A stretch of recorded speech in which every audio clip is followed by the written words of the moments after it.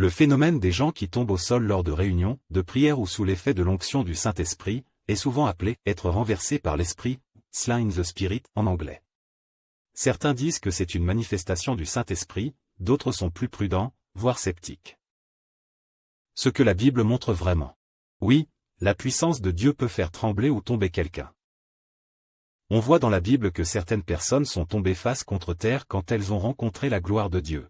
Ézéchiel 1, 28, lorsque je vis cela, je tombais sur ma face. Daniel 10, 8 à 9, Daniel tombe sans force à cause d'une vision céleste.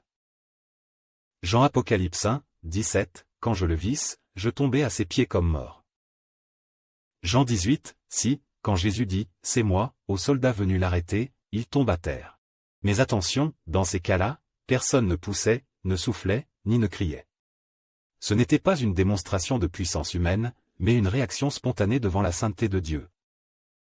Mais ce n'est pas un signe obligatoire de la présence de l'Esprit. Beaucoup de vrais disciples remplis du Saint-Esprit dans la Bible ne sont jamais tombés au sol. Jésus n'a jamais enseigné que tomber était un signe de l'onction. Paul parle des fruits de l'Esprit Galates 5.22, pas de manifestation physique.